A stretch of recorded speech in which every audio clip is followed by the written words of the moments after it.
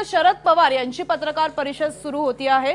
खास करून राष्ट्रवादी काँग्रेस जे मागच्या वेळेस सुद्धा 4 जागांवर होतं ते आता नवनीत कौर राणा यांची धरून 5 अशी आलेली आहे आणि त्यामुळे राष्ट्रवादीची खरंच मागच्या 5 वर्षात काही प्रगती झाली का? जर पुन्हा राष्ट्रवादी 4 आणि 5 वरच अडकत असेल, एक ना अनेक प्रश्न आहेत, कार्यकर्त्यांना आहेत, सर्वसामान्यांना आहेत आणि खास करून पार्थ पवार यांचा पराभव पाहता शरद पवार आता काय भूमिका घेतायत, काय बोलतायत या पत्रकार परिषदेत ते पाहणं महत्त्वाचं असेल।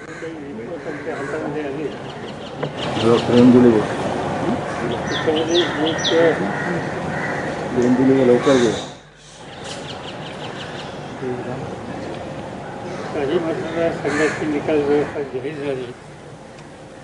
उदाहरणार्थ रायगड, बारामती, शिरूर, सातारा या 4 मतदारसंघामध्ये राष्ट्रवादी काँग्रेस पक्षाचे जे उमेदवार होते ते विजयी झालेले आहेत। त्याशिवाय माढा आणि अमरावती या दोन्ही ठिकाणी अजून जवळपास 2.5 ते 3 लाखाची मतमोजणी बाकी आहे आणि आत्ता साधारणतः तिथली जी स्थिती आहे की आमचे उमेदवार काही ठिकाणी 4,000 मतांनी मागे आहेत, काही ठिकाणी 6,000 मतांनी मागे आहेत आणि त्यामुळे मला विश्वास आहे की या दोन्ही मतदारसंघातलं अंतिम चित्र ज्यावेळेस स्पष्ट होईल त्यावेळेला ते वेगळं दिसेल आणि ते आम्हाला अनुकूल दिसेल। त्याशिवाय आणखीन 2 मतदारसंघामध्ये सुद्धा मोठ्या प्रमाणात मतमोजणी बाकी आहे आणि त्याच्यामध्ये काही बदल होण्याची शक्यता आहे असं मला स्वतःला माझं असेसमेंट आहे आणि ते म्हणजे बुलढाणा आणि परभणी असे राष्ट्रवादी काँग्रेस पक्षाचे 4+4 या 8 मतदारसंघात 4चा निर्णय झालेला आहे आणि 4 होण्याची प्रक्रिया आम्ही अपेक्षित ठेवतो। आमच्या माहितीप्रमाणे काँग्रेस पक्षाला चंद्रपूरची जागा ही मिळेल असं दिसतंय आणि ती आता पुढं आहे, पण त्यासंबंधीची अधिक माहिती माझ्याकडे नाही। हा जो काही निकाल आतापर्यंत आला आहे तो निकाल आमची अपेक्षा याच्यापेक्षा अधिक अनुकूल अशा प्रकारचा निकाल होता, अपेक्षा होती, परंतु जो काही लोकांनी एकंदर मतदान केलं आणि एकंदर निर्णय दिला आणि जे एकंदर मतदान केलं त्या मतदानाच्या संबंधी आणि विशेषतः राष्ट्रवादी काँग्रेस पक्ष, शेतकरी कामगार पक्ष, कावडांच्या नेतृत्वाखालचा रिपब्लिकन पक्ष हे आम्ही सगळे एकत्रित जे काही प्रयत्न करत होतो त्या प्रयत्नांना जो प्रतिसाद दिला त्याबद्दल मी महाराष्ट्राच्या जनतेच्या अंतःकरणापासून आभार मानतो आणि कार्यकर्त्यांनी मेहनत केली त्या सर्व कार्यकर्त्यांना सुद्धा मनापासून धन्यवाद त्या ठिकाणी देऊ इच्छितो आणि जो काही निर्णय आता लोकांनी दिलेला आहे तो विनम्रतेनं स्वीकारतो आणि यामधून अधिक प्रभावीपणानं महाराष्ट्राच्या वेगवेगळ्या भागामध्ये संपर्क साधून लोकांची अधिक समरस होऊन जनाधार वाढवण्याच्या संबंधीची खबरदारी ही राष्ट्रवादी काँग्रेस पक्षाचे कार्यकर्ते मी स्वतः हे अधिक घेणार आहोत। विशेषतः आता महाराष्ट्रातली जी दुष्काळ आणि तत्सम स्थिती आहे या स्थितीमध्ये निवडणुकीचा निकाल जो लागला आहे त्यासंबंधीची चिंता न करता लवकरात लवकर त्या संकटग्रस्त भागामध्ये जाऊन लोकांशी संपर्क साधून त्यांच्या यातना कमी करण्याच्यासाठी कार्यक्रम हातामध्ये मी घेतलेलाच आहे, तो कंटिन्यू करण्याच्या संबंधीची कामगिरी ही माझ्याकडून केली जाईल। साधारणतः आत्तापर्यंतचे जे सगळे मतदानाचे अंतिम आकडे माझ्याकडे नाही आहेत, पण जे आहेत ते बघितले तर ज्या जागा आम्ही गमावल्यात किंवा गमावतो आहोत त्याच्यामध्ये फार मोठ्या मताने आम्ही त्या ठिकाणी जागा गमावल्यात असं दिसत नाही. आता उदाहरणार्थ आताची मी जी आता आकडेवारी सांगतो ती आत्ताची नाही आहे, ती साधारणतः 1-1.25 वाजताची आहे. ती उदाहरणार्थ नाशिक मतदारसंघामध्ये आम्ही आता संकटात आहोत, पण तिथला जो डिफरन्स आहे तो 20,000 मताच्या संबंधित आम्हाला दिसतो. त्याशिवाय अन्य काही मतदारसंघ असे आहेत की ज्या ठिकाणी कुठं 40,000चा, कुठं 39,000चा. आता उदाहरणार्थ हातकणंगलेमध्ये राजू शेट्टी हे आमचे सहकारी उभे होते, तिथं 39,110 साधारणतः ते मागे तो निर्णय बहुतेक जाहीर झालेला असेल. तर यापूर्वीची जी मागची निवडणूक झाली त्या निवडणुकीमध्ये जो यश मिळालेलं होतं भारतीय जनता पार्टी आणि त्यांच्या लोकांना, सहकाऱ्यांना, त्या यशाचं मार्जिन हे फार मोठं होतं, काही लाखात होतं ठिकठिकाणी. यावेळी तसं चित्र दिसत नाही. पण ही गोष्ट निर्विवाद सत्य आहे की यश हे यशच असतं आणि त्याचा स्वीकार हा आपण केला पाहिजे. आणि तो स्वीकार आम्ही या ठिकाणी केलेला आहे.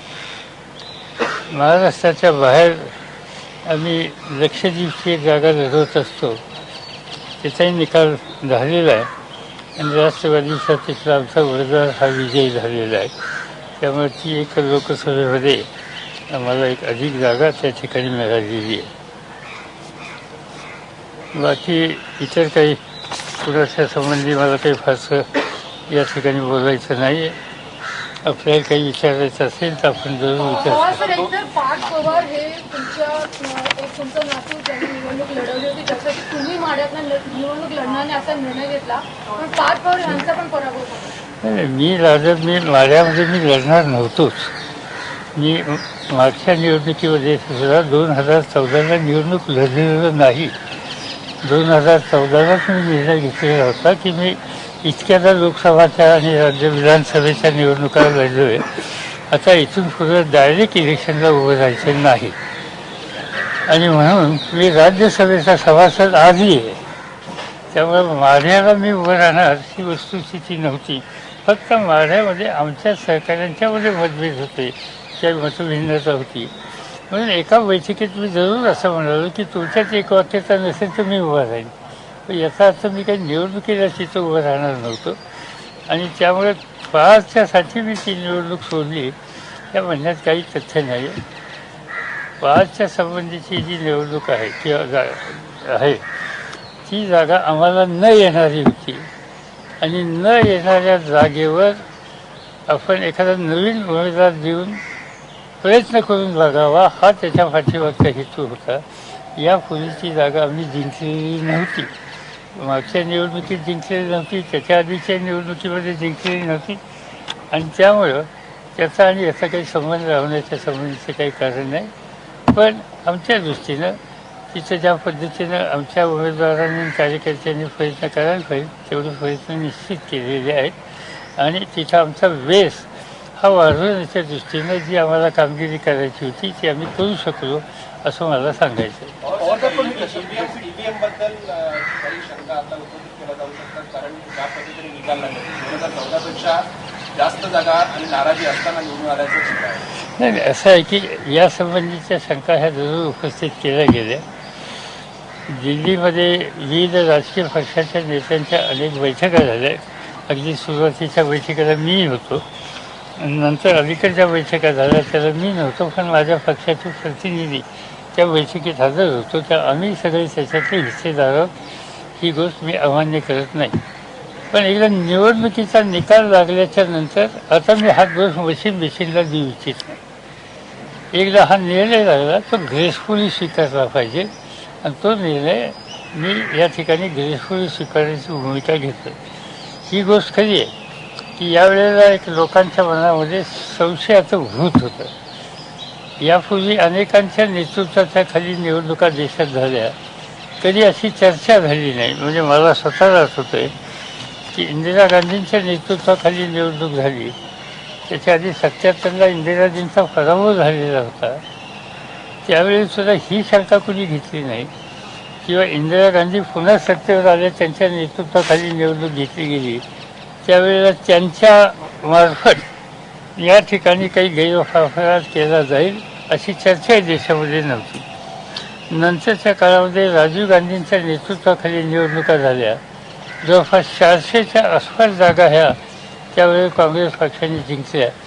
पण एवढ्या जागा जिंकून सुद्धा देशामध्ये निवडणूक पद्धतीच्या संबंधीची शंका कुणी उपस्थित केलेली नव्हती. त्याच्यानंतरच्या काळामध्ये नरसिंगरावच्या नेतृत्वाखाली निवडणुका झाल्या, त्याही काळामध्ये अशी शंका कधी कुणी उपस्थित केली नव्हती.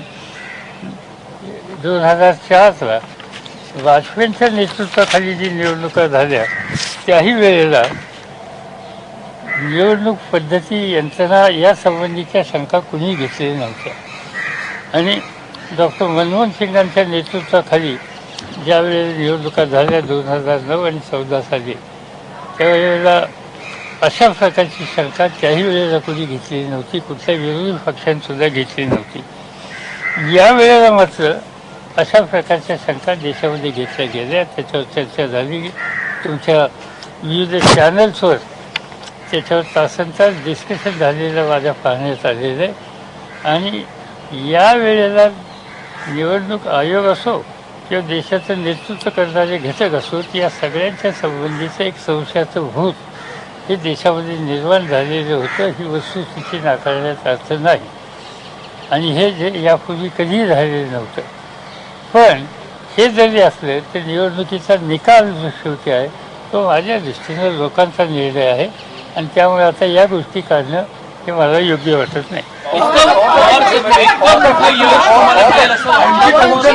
आघाडीचा फटका किती बसला असं मानता आणि मुळात जनतेचा कौल मोदींना आता मिळाला का, हे तुम्ही मान्य असं आहे की त्याच्यामध्ये बहुजन वंचित आघाडीच्या बद्दलचं कॅल्क्युलेशन आम्ही अद्याप केलेलं नाही. जिथं आमचा काही ठिकाणी पराभव झाला त्यातले 3-4 जर मतदारसंघ सोडले तर काही ठिकाणी एक 40,000, 50,000, 60,000 अशी मतं ही जरूर काय केलं वंचित आघाडीच्या लोकांना पडलेली आहेत, काही ठिकाणी 40 पडलेली आहेत. पण मी त्याचा असा विचार करतो की 40,000 किंवा 30,000 मतं एखाद्या संघटनेने घेतली ही महत्त्वाची असतात, पण 6 विधानसभेच्या कार्यक्षेत्रातली ही 40,000 मतं आहेत आणि त्याचं डिस्ट्रीब्युशन जर तुम्ही केलं त्याचे 6,000, 7,000, 8,000 अशा प्रकारची मतं त्या विधानसभेच्या मतदारसंघामध्ये येतात. आणि एकंदर जर उमेदवारांची याद्या आपण बघितल्या, दर निवडणुकीला पहिल्या 2चं साधारणतः आपण आकडे बघतो, पुढच्यांचं बघत नाही. आणि अनेक वेळेला आपल्याला असं बघायला मिळतं 6,000, 7,000, 10,000 मतं घेतलेले अनेक ठिकाणी अनेक उमेदवार असतात. त्यावर निश्चित ह्याचा परिणाम किती झाला हे आज मी सांगू शकत नाही, पण जरूर आम्ही त्याचा गांभीर्याने अभ्यास करणार आहोत. आणि मला हे माहिती आहे जुनं, आता यावेळेचं मला ठाऊक नाही, पण महाराष्ट्रात काही मतदारसंघ असे आहेत, उदाहरणार्थ नांदेड, उदाहरणार्थ परभणी, उदाहरणार्थ अकोला, की अशा काही मतदारसंघामध्ये निश्चितपणानं यापूर्वीसुद्धा असा फटका आम्हाला बसलेला आहे. आणि म्हणून या सगळ्या गोष्टीचा आम्ही बारकाईने त्याचा अभ्यास निश्चित करू. विधानसभेत त्याचा फटका बसेल तेव्हा काळजी घ्यायला agrarian crisis, this is the kind of result that we have seen. How do you think this will impact the upcoming assembly elections, which is just few months away? असं आहे की या वेळेला निवडणूक देशाची होती आणि ही गोष्ट मान्य करायला पाहिजे की लोकांनी मोदींच्याकडे पाहिले आणि त्याप्रमाणे त्यांनी मतदानाच्या संबंधीचा निर्णय मोठ्या प्रमाणात घेतलेला दिसतो. ही लोकसभेची निवडणूक आणि राज्याच्या विधानसभेची निवडणूक याच्यामध्ये जमीन आसमानाचा फरक असतो. मी अनेकदा असं पाहिलेलं आहे की देश पातळीवरचे निर्णय वेगळे झाले आणि राज्यात वेगळे झाले. आणि राज्यामध्ये कर्नाटकामध्ये मी पाहिलेलं आहे की रामकृष्ण हेगडे हे त्यावेळेला देश पातळीवर काही त्या पक्षांनी काही फार मोठी बाजी मारलेली नव्हती, पण हेगडेंच्या नेतृत्वाखाली विधानसभेमध्ये लोकांनी त्यांना पाठिंबा दिला. देवराज अरसच्या नेतृत्वाखाली लोकांनी त्यांना पाठिंबा दिला, पण देश पातळीवर काही पाठिंबा असा नव्हता जो आत्ता प्राप्त झालेला आहे. त्यामुळे देशाची निवडणूक आणि राज्याची निवडणूक याच्यामध्ये फरक आहे. राज्याच्या निवडणुकीत आज जे हा जो शेतकऱ्यांची अस्वस्थता, बेरोजगारीचे प्रश्न, या सगळ्या प्रश्नाच्या संबंधी अधिक लोकांच्या समोर मांडण्याची काळजी घेणं ही आमची जबाबदारी आहे आणि ती काळजी आमच्याकडून घेतली जाईल. राष्ट्रीय प्रश्न मांडण्याच्या संबंधीची जी भूमिका आम्ही घेतली त्यामध्ये साधारणतः जनतेला त्या सगळ्या प्रश्नाच्या बरोबर घेण्याच्यासाठी आम्ही अधिक कष्ट करायला पाहिजे होते, ते कमी पडले का काय असा कदाचित निष्कर्ष निघू शकेल. पण याला मला एक 2-3 दिवस त्याचा केअरफुली स्टडी करून सांगावं लागेल. पवार साहेब, आता एकंदरीत देशामध्ये तुम्ही पाहिलं की इतका अंदाज हा तुम्हाला, राहुल गांधीला, तुमच्या देश पातळीवरच्या आघाडीला हा आला होता की इतक्या मोठ्या प्रमाणात मोदी विजयी होतील? साधारणतः आम्हाला काही राज्यांच्या मध्ये त्यांना उत्तम प्रतिसाद मिळेल असं वाटत होतं, पण सबंध देशात एवढ्या मोठ्या प्रमाणात सरसकट चिन्ह असं वाटत नव्हतं. हिंदू मुस्लिम मतांचं ध्रुवीकरण झालं, मोठ्या प्रमाणात हिंदू कार्ड चालवलं भाजपनं. ते असं आहे की तो शेवटचा जो काळ होता आणि गुहेत जाऊन बसण्याचा एक चमत्कार जो आम्ही पाहिला, तो यापूर्वी देशात कधी कोणी पाहिले नव्हते. भगवी वस्त्र घालून हिमालयामध्ये किंवा जाण्याचा, ते हे सगळे जे प्रकार आहेत हे आम्हाला अपेक्षित नव्हते. त्याचा परिणाम किती झाला हे बघावं लागेल, पण आज लगेचच मी निष्कर्षापर्यंत येऊ इच्छित नाही. राज ठाकरेंनी खूप मोठ्या प्रमाणावर सभा घेतल्या होत्या, अपेक्षा होती की त्याचा फायदा कुठेतरी आघाडीला होईल. असं वाटतंय का की त्यांच्या सभांचा पण फायदा होऊ शकला? मला असं वाटत नाही. असे राज ठाकरेंचे उमेदवार नव्हते, कदाचित त्यांचे उमेदवार असते तर वेगळं तिथं फायदा मिळाला असतो. त्यांनी भूमिका जरूर मांडली, पण ती भूमिका मांडल्याच्या नंतर त्या भूमिकेला कृतीत आणणारा उमेदवार हा त्यांनी फौज केला असता तर त्याचं एक वेगळं चित्र बघायला मिळालं असतं आणि ते मला त्या सभांच्या काळात सुद्धा जाणवतं. पवारसाहेब, बारामतीची जागा ज्या पद्धतीने मुख्यमंत्री असतील अमित शहा यांनी एकदम प्रतिषेधी केली होती आणि आता मार्जिन जे आहे ते 70,000वरून 3 लाखापर्यंत गेले, कशा पद्धतीने बघतो? नाही, असं आहे की काही लोकांनी, म्हणजे मी काही लोकांचा आभार मानेन, विशेषतः काही यांना महत्त्व देणं तितकं काही आवश्यक नाही, पण चंद्रकांत पाटील किंवा काही त्या लोकांनी तिथं बऱ्याच दिवसाचा मुक्काम ठेवला. त्या मतदारसंघामध्ये आत्तापर्यंत कार्यक्रम आणि कामातून लोकांच्या समोर जायचं एक अनुभव लोकांना, मतदारांना होता की यांनी काही नवीन मार्ग अवलंबले आणि त्या नवीन मार्गाने लोकांना आपण घेऊ शकतो, विकत घेऊ शकतो किंवा तत्सम असा काही प्रयत्न केल्याचं कारणावर येतं आहे. तर या गोष्टी ह्या निश्चितपणानं त्याला उत्तर मिळालेलं आहे आणि मी या लोकांची विधानही वाचलेली होती की ते पश्चिम महाराष्ट्राचे नेते असं दिसतंय त्यांच्या बोलण्यावरनं, कारण ते त्याच्यात म्हणले होते की पश्चिम महाराष्ट्रामध्ये एक सुद्धा जागा मिळणार नाही आणि म्हणून अशा प्रकारच्या घोषणा त्यांनी केलेल्या होत्या, पण त्या घोषणाला पूर्ण प्रतिसाद लोकांनी दिलेला दिसत नाही आणि त्यांना त्यांचं स्थान हे या निमित्तानं सांगितलेलं आहे. त्यामुळं कोणी सांगितलं की ही जागा घेतलीच पाहिजे, मला माहिती आहे. मी म्हणजे त्याच मतदारसंघामध्ये मुख्यमंत्री अनेक वेळेला येऊन गेले, अनेक मंत्री त्या ठिकाणी बसून होते, पक्षाचे राष्ट्रीय अध्यक्षांनी सुद्धा त्या ठिकाणी घेतली सभा आणि 2 दिवसापूर्वी मी टेलिव्हिजनवर नरेंद्र मोदींची कोणतीच मुलाखत घेतली होती.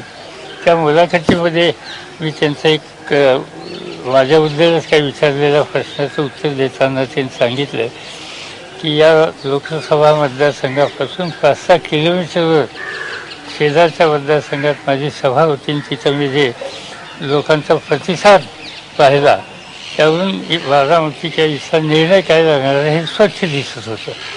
तर त्यामुळं ही जी अपेक्षा त्यांनी केलेली होती त्यापेक्षा वेगळी अपेक्षा मतदारांची होती, या निमित्तानं स्पष्ट झालं आणि आता एकदा निर्णय झाला त्यामुळे त्याच्यात फारसं भाष्य करण्याची आवश्यकता नाही. यावेळेस तुम्ही खूप मेहनत घेतली होती, तुम्ही साधारण 78हून अधिक सभा देखील घेतल्या होत्या. पहिल्यांदा राष्ट्रवादीने 15 जागांचे टार्गेट देखील ठेवलं होतं. नेमकी चूक कुठे झाली मग संपूर्ण प्लॅनिंग मध्ये आणि काँग्रेस पण चूक बी काही झालेली नाही.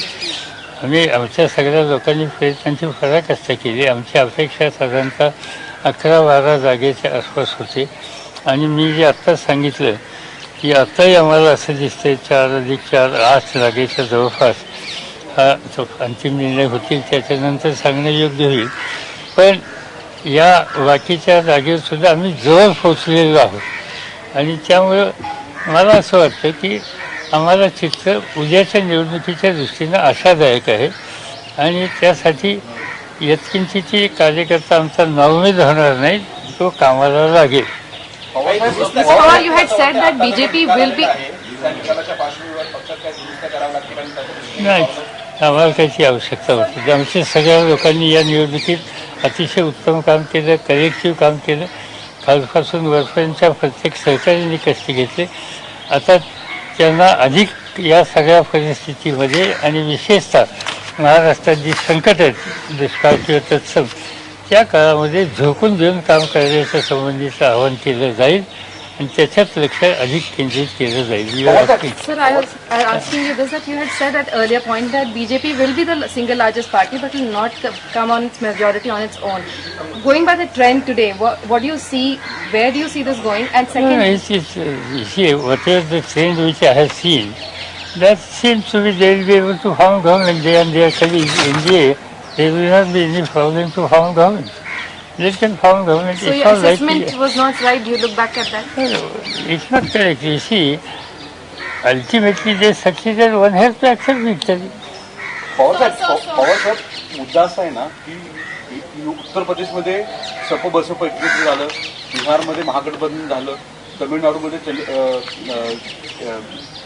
जे आहेत ते असतील किंवा तेलंगणामध्ये असतील, जे प्रस्थापित होते त्यांना नाकारण्यात आलं. ममता बॅनर्जींना देखील पश्चिम बंगालमध्ये भाजपाची प्रचंड मोठी मुसंडी तिथे दिसते. आता जे काही आकडेवारी समोर येते, मुळात हे सगळे महागठबंधन केलं गेलं ते जनतेने स्वीकारलं नाही का, असं वाटत नाही मला. तुम्ही आता तामिळनाडूचा उल्लेख केला. तामिळनाडूचं चित्र असं नाही. आंध्र तुम्ही तामिळनाडू म्हणलं बरोबर. तर त्यामुळे तामिळनाडूची परिस्थिती वेगळी आहे. त्याच्याशिवाय बाकीच्या राज्यात सुद्धा विशेषतः म्हणजे आंध्रमध्ये नाही लोकांनी स्वीकारला, स्वीकारला ना, BJP नाही स्वीकारलं तिथं. तीच गोष्ट तेलंगणामध्ये सुद्धा आपल्याला बघायला मिळते आणि तीच गोष्ट आपल्याला ओरिसामध्ये सुद्धा बघायला मिळते. तिथं जी पटनाईकांना लोकांनी स्वीकारलेली दिसते. विधिमंडळामध्ये त्यांचं बहुमत हे दिसतंय आता येईल असं. आणि त्यामुळं या सगळ्या गोष्टीचा जो काही प्रयत्न होता तो प्रयत्न यशस्वी होतं. त्या राज्यात एक गोष्ट ही कबूल करायला पाहिजे की आम्ही जे काही प्रयत्न केले ते राष्ट्रीय पातळीवर आम्ही करायला यशस्वी झालेले नाही. मी यापूर्वीच मीडियाला सांगितलं होतं, आमचा प्रयत्न होता की एक राष्ट्रीय पातळीवर आपण काहीतरी संघटन करावं, पण ते शक्य झालं नाही. आम्ही जमलो, कलकत्त्याला जमलो, बंगलोरला जमलो, दिल्लीला जमलो, चर्चा केल्या, एकत्र येण्याचा विचार केला.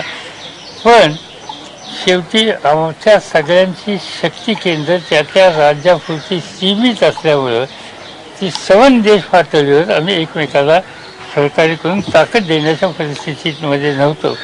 त्यामुळे आम्ही चर्चा आमच्यात अशी केली की निवडणुकीच्या नंतर आपण बसू आणि त्यामुळं त्याच्याबद्दलची आमची जी अपेक्षा होती त्याच्यात काही वेगळं चित्र पाहायला मिळालेलं नाही. Maharashtra, you fought the opposite, you fought the government very strongly in Maharashtra against the BJP. But do you think the Congress was not really able to give a good fight, your alliance partner? नाही, अमेठीमध्ये Rahul Gandhi because Congress won. What I have seen in everywhere throughout Maharashtra, they were also working very hard. The ground level situation, whether NCP workers or Congress workers, and whether NCP candidate or Congress candidate, that was not the issue. Everybody was working and they are cooperating and they are supporting respective candidates.